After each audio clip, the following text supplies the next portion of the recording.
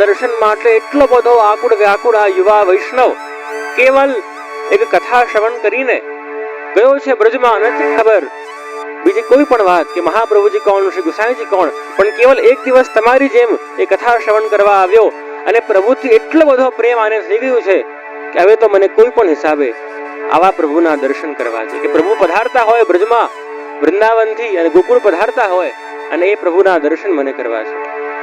ગયા છે બ્રજમાં શોધતા શોધતા શોધતા અને જ્યાં ગોકુળના પાદરે આવીને આ યુવા વૈષ્ણવ બેસી ગયા છે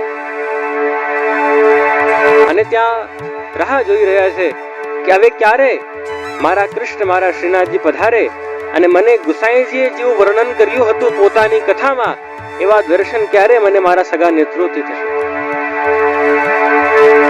સાંજે બેસ્યા હતા, રાહ જોતા હતા.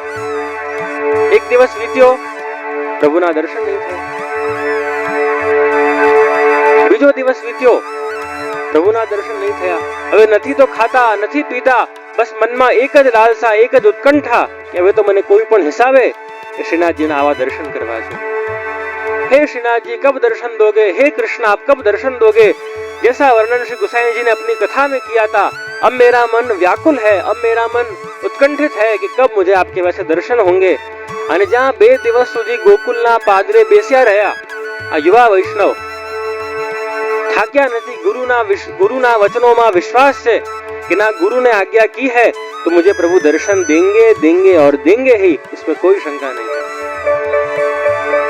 અને આ તરફ આપણા શ્રીનાથજી પણ હવે વિચારી રહ્યા છે કે જો ગુસાઈજીની આજ્ઞા છે તો મને આને દર્શન આપવા જ પડશે. આજે તો ત્રીજો દિવસ થયું છે, ફરી સાંજનો સમય થયું છે. આ યુવા વૈષ્ણવ પોતાની નજર વન તરફ કરીને બેસ્યા છે 3 દિવસથી કે ક્યારે મને મારા પ્રભુના દર્શન થાય, ક્યારે આગે ગાય પાછે ગાય ઇત ગાય ઉત ગાય और गोविंद કહો ગાયન મેં બસ ગો ही ભાવે. આવા દર્શન મને ક્યારે થશે? અને પ્રભુની વાટ જોતા જોતા જોતા જોતા આજે આ ગોકુળના પાદરે બેસ્યા રહ્યા છે. દૂરથી જોયું છે આ યુવા વૈષ્ણવે દક્ષિણના કે ધૂળની ડમરી ઓડી રહી છે હવે તો. અને ગાયોના કંઠમાં લટકેલા ઘંટીઓ વાગી રહ્યા છે. આને એવું હવે પ્રતીત થાય છે, એવું આભાસ થાય છે કે કદાચ ગુસાઈજીએ જે વર્ણન કર્યું હતું એવા દર્શન મને આજે થઈ જવાના છે. પ્રભુએ વિચાર્યું છે કે જો શ્રી ગુસાઈજીની આજ્ઞા છે તેથી આજે તો મને દર્શન આને આપવા જ પડશે. અને હવે કોઈ પણ હિસાબે પ્રભુ આને દર્શન આપવા તૈયાર છે. અને જ્યાં સાંજનો સમય થયું છે આ રાહ જોઈ રહ્યો છે કે ક્યારે પ્રભુ પધારીને મને દર્શન આપે. દૂરથી મોટી મોટી ગાયો હવે આવવાનો પ્રારંભ કરી રહી છે. अरे ये तो वैसी ही गाय है कि जिसका वर्णन श्री गुसाई जी ने उस दिन अपनी कथा में किया था. मोटी मोटी नंदवंशनी गैयाओ ત્યાં ધીરે ધીરે કરીને આવી રહી છે અને ઊંચા થઈને આ જોઈ રહ્યા છે કે ક્યારે મને મારા આમાં વચ્ચે પ્રભુના દર્શન થાય અને હું મારા જીવનને કૃતાર્થ કરું. દર્શન થતા નથી, બહુ પ્રયાસો કરી રહ્યા છે. બહુ મોટી સંખ્યામાં ગાયો બિરાજમાન છે.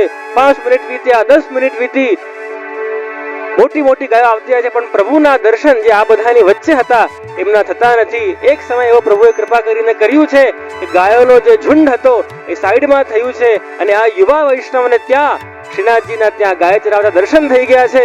બોલો ગોવર્ધનનાથ કી જય.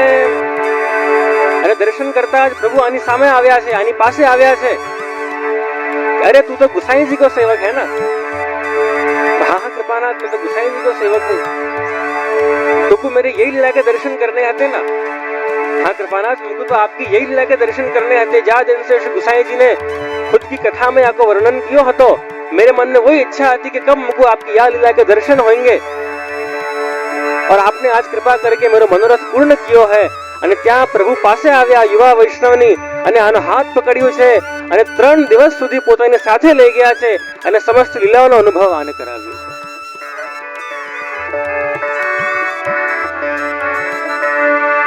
કેવલ ને કેવલ શ્રી ગુસાઈજીની કૃપાથી. જો પ્રભુને દર્શન નહીં આપવા હોત પ્રભુ નહીં આપી શકતા હતા. પણ કારણ કે ગુસાઈજીના વચનોથી આ બંધાયેલા છે, ગુરુની આજ્ઞાઓથી આ બંધાયેલા છે કે ગુસાઈજી આજ્ઞા કરી છે તો મને હવે કોઈ પણ હિસાબે આને દર્શન આપવા જ પડશે. અને તેથી પ્રભુએ ત્યાં દર્શન આને આપ્યા છે. તેથી સ્વામીની જે રૂપ કે ભાઈ જો સ્વામીજી દ્વારા તમારો અંગીકાર પ્રભુમાં થયો હશે તો પ્રભુની પ્રાપ્તિ તમને થાય થાય અને થાય, એમાં કોઈ શંકા નહીં. અને ત્રીજું સ્વરૂપ મહાપ્રભુને આપણે ગઈકાલે જોઈ આવ્યા એ સ્વયં પ્રભુ રૂપ છે. કૃષ્ણાનન દ્વિજ રૂપ પ્રગટે, કૃષ્ણાનન દ્વિજ રૂપ. એવા ગુરુમાં આપણે બધાની શ્રદ્ધા હોય, જો આપણા બધાની તકલીફ એ કે આપણે ગુરુને માનીએ પણ ગુરુનું નથી માનતા. મહાપ્રભુજીને તો બધા માને પણ ગુરુ જે આજ્ઞા કરતા હોય ને એ કોઈને સાંભળવી નથી. એક દિવસ શું થયું, ગોકુલનાથજીના પ્રસંગ આવે છે કે ભાઈ એક ટોળકું ગોકુળમાં ગયું છે ગોકુલનાથજીના દર્શન કરવા માટે. અને જ્યાં અમુક દિવસો આ ટોળકું રહ્યું ગોકુલનાથજી પાસે, હવે સમય છે કે આ લોકો ફરી ગુજરાત આવે. વિનંતી કરવા ગયા છે ગોકુલનાથજીને, કૃપાનાથ હવે આપ અમને આજ્ઞા આપો અને અમે પાછા અમારા દેશમાં જઈએ. આજ્ઞા થઈ છે કે દેખો आज को दिन अच्छा नहीं है, आप कल या परसों निकलियो, आज मत निकलियो.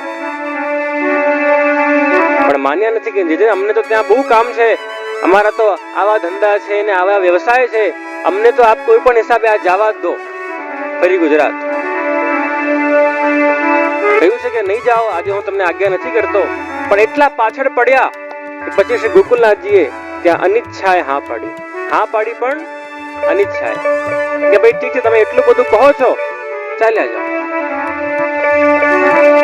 રસ્તામાં જ્યાં જતા હતા, બપોર થઈ, સાંજ થઈ, ગોકુલનાથજી જ્યાં પોતાના પરિસરમાં ભ્રમણ કરવા સાંજે પધાર્યા તો જોયું તો જે ટોળકું સવારે એટલો બધો તલપાપડ હતો કે મને ગુજરાત જવું છે જવું છે, એ ત્યાંનું ત્યાં જ હતું, ગોકુળમાં જ હતું. પૂછ્યું કે ભાઈ શું થયું, સવારે તો તમે એટલી બધી તલપાપડ હતા કે જવું છે જવું છે, અને આજે કેમ અહીંયા જ છો હજી સુધી? જે અમે નીકળતા જ હતા પણ રસ્તામાં ગધેડો આવી ગયો અને ગધેડાએ બૂમ પાડી, અને ગધેડો અવાજ કરે એટલે અપશકુન માનવામાં આવે છે, અને તેથી અમે નીકળ્યા નહીં.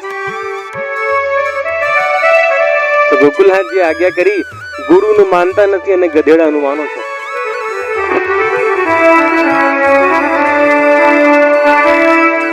અમે આજ્ઞા કરી કે નહીં જાઓ, ત્યારે સાંભળતા નથી, પણ ગધેડો અવાજ કરે એટલે એની માન્યું નથી. એવી રીતે આપણા બધાની તકલીફ એ છે કે આપણે બધા ગુરુને માનીએ પણ ગુરુનું નથી માનતા. અને એવી રીતે જ્યાં વલ્લભના અનેક અનેક પ્રસંગો ઘટ્યા છે. ગઈકાલે આપણે બધા જોઈ આવ્યા કે કઈ રીતે નિત્ય લીલામાં આપણો જન્મ થયું છે, અને તૂટ પડી મોતી અનકી માલા. બ્રજ ભક્તો જ્યાં પ્રભુના શ્રીઅંગમાં ફૂલ બનીને પધારી ગયા હતા અને સ્વામીને જે ક્રોધમાં એમને તોડ્યા છે, અને પછી પ્રભુ શ્રી મહાપ્રભુજી ભૂતળ પર પધાર્યા છે, અને જે જે જીવ એ સમયે લીલાથી વિખૂટા પડ્યા હતા એ બધાને ફરીથી લીલામાં અંગીકાર કરાવ્યું છે શ્રી મહાપ્રભુજીએ.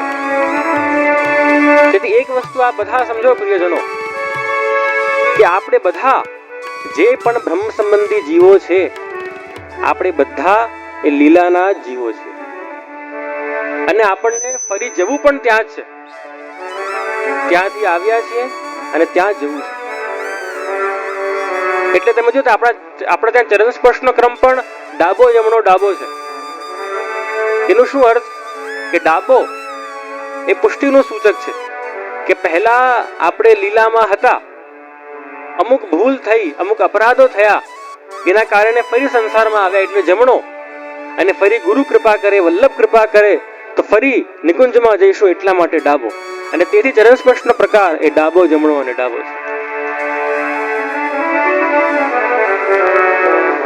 તેથી એ વસ્તુ સમજવી કે આપણે બધા ક્યાંક ને ક્યાંક એ લીલાના જ જીવો છીએ.